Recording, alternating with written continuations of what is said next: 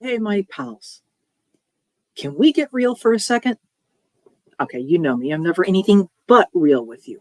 But yes, content is essential, burnout is not. So, being real, if you want to reach new people for your solopreneur business as a coach, an author, you want new readers, you want new coaching clients, you want new people in your courses, you want new service clients one on one, you want to reach new people. You want to keep your current audience engaged. You want to remind people that you and your offers exist. You want to show that you know your stuff. Then you know that means that you got to create and share content online. And these days, that mostly means social media and email, as well as those two spots that you own, your blog and your email list.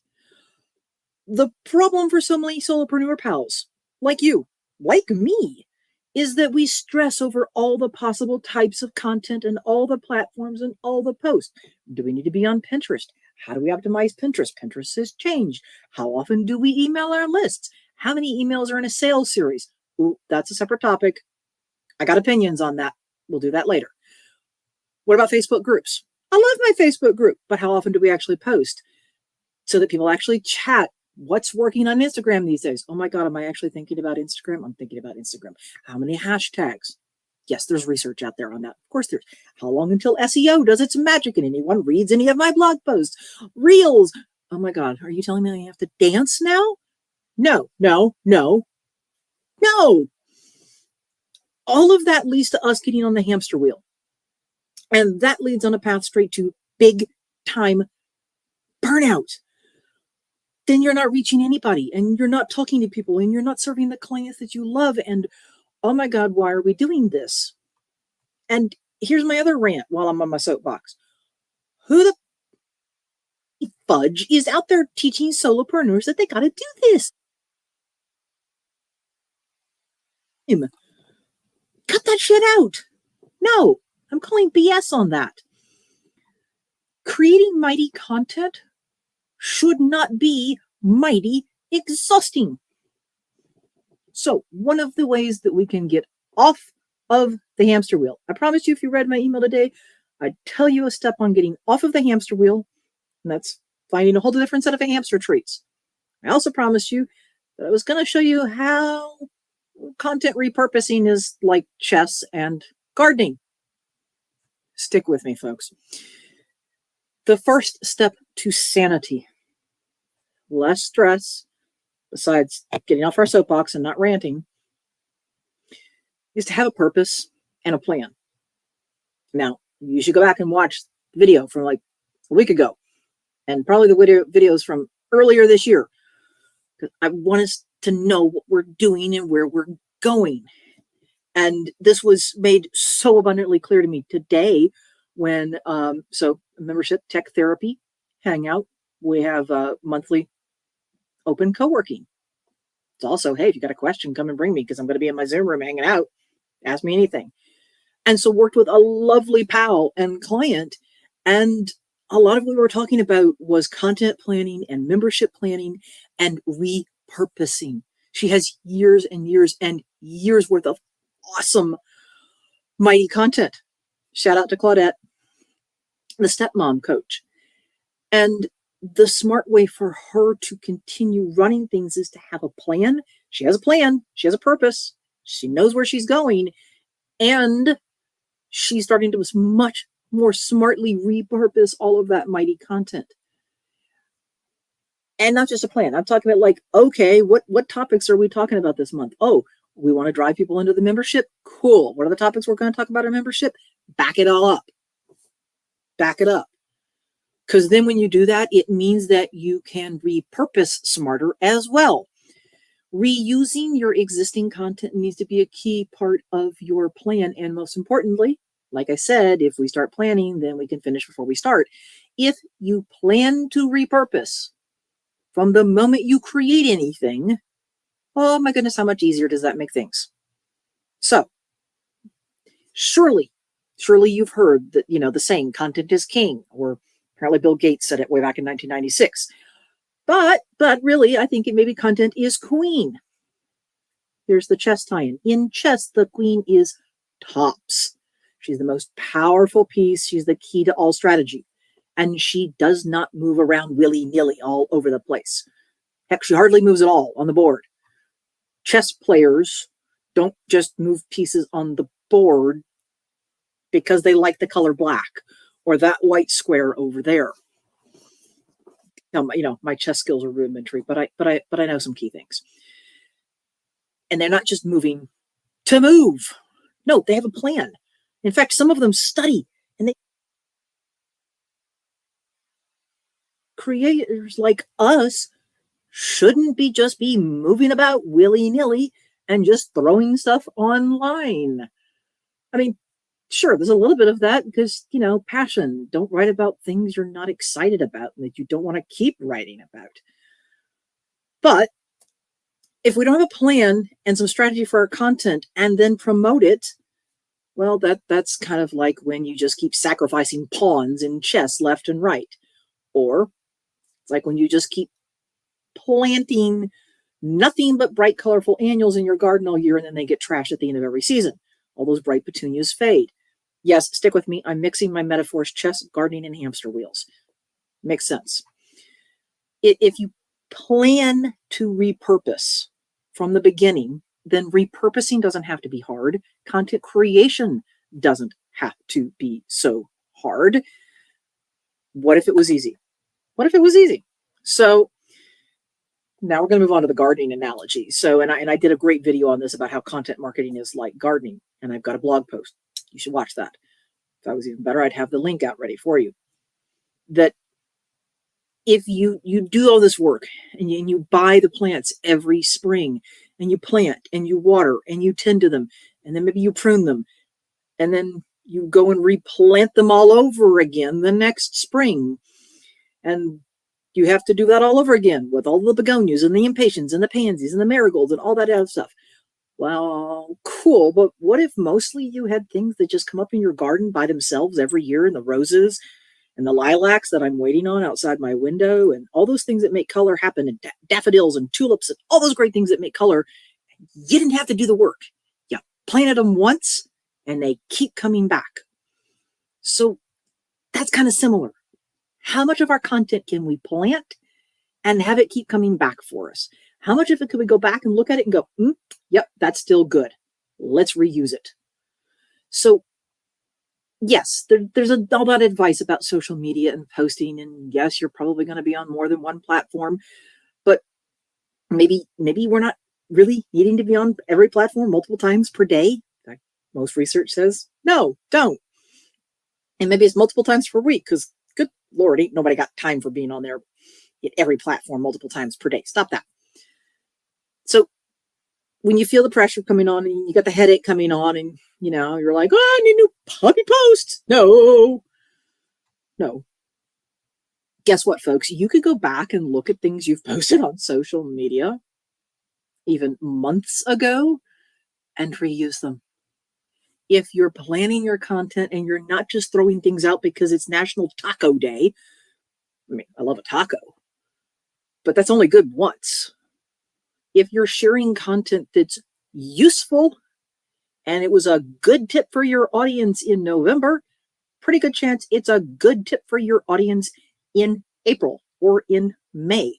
So reuse it. Here's another thing. We all know organic reach is down and visibility and stuff like that. So there's a pretty damn good chance nobody saw you post it in November. So they're not going to know that you're reposting it again in April or May. So go back. You can have things that you can cycle through. They are tips. They are core tips in your business that help your ideal clients. You have core parenting tips. You have core step parenting tips, core writing tips.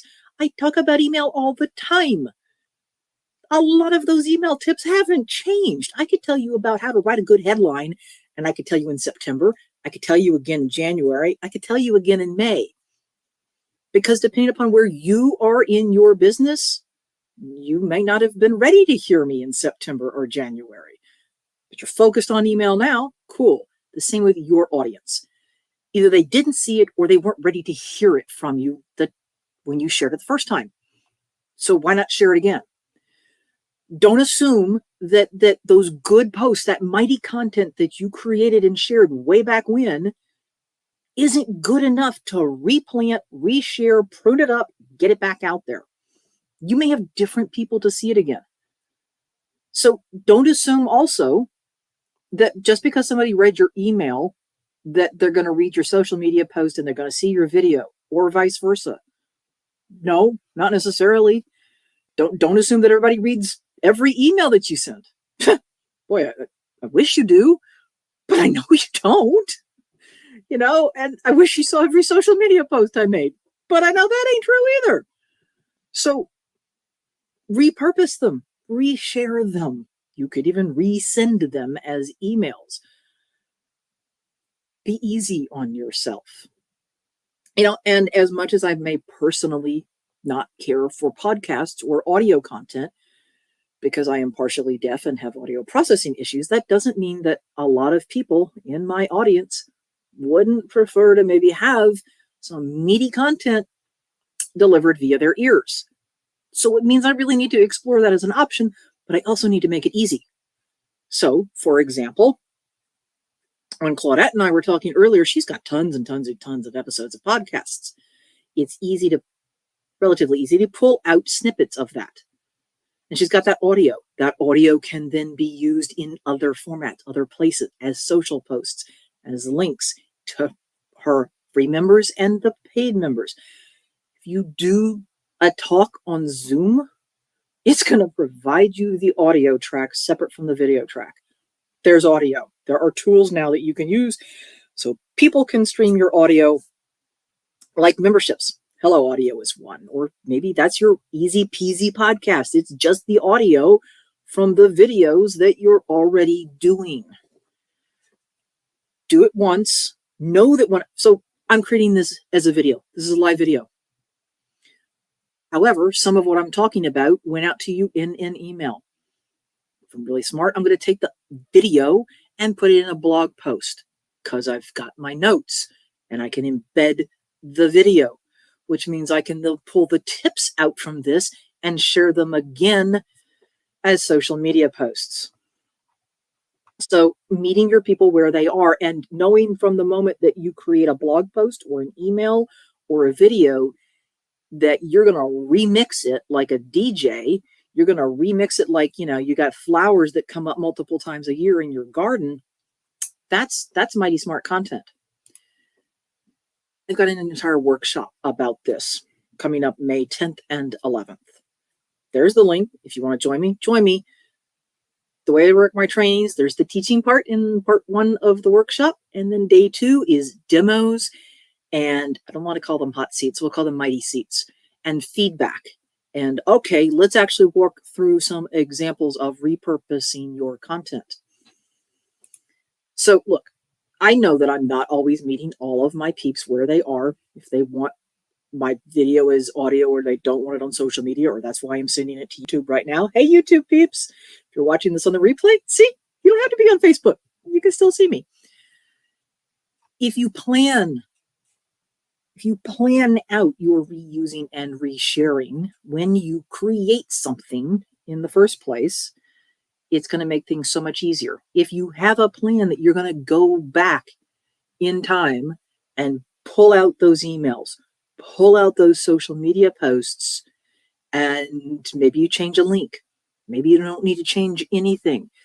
Maybe you created them in Canva, so it's really easy to just freshen the color up or something like that. And then share them as new posts, new videos, new reels, new whatever you're using at the moment.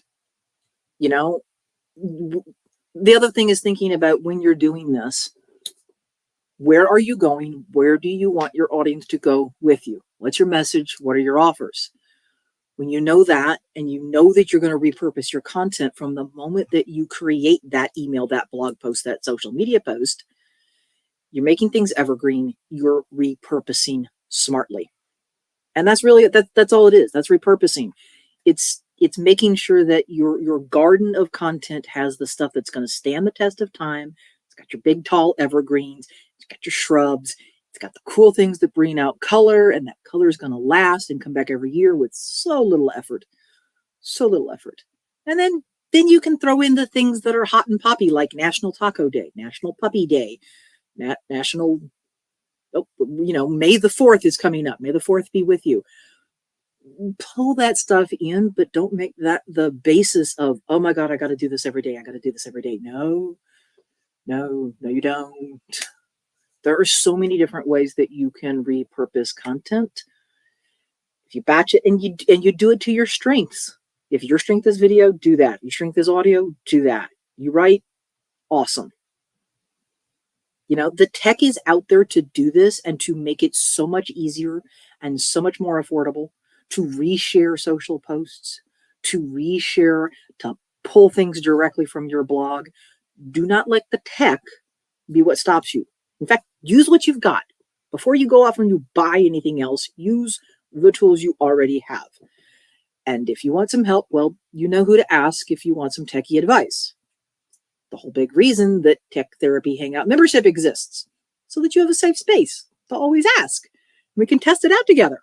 Like, I love getting together and having calls where we're either co-working or you're asking me what's on your mind, and hey, let's brainstorm it out.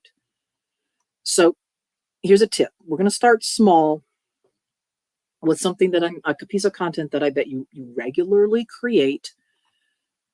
And we're going to go back and we're going to sort of trim it up, prune it up like a plant.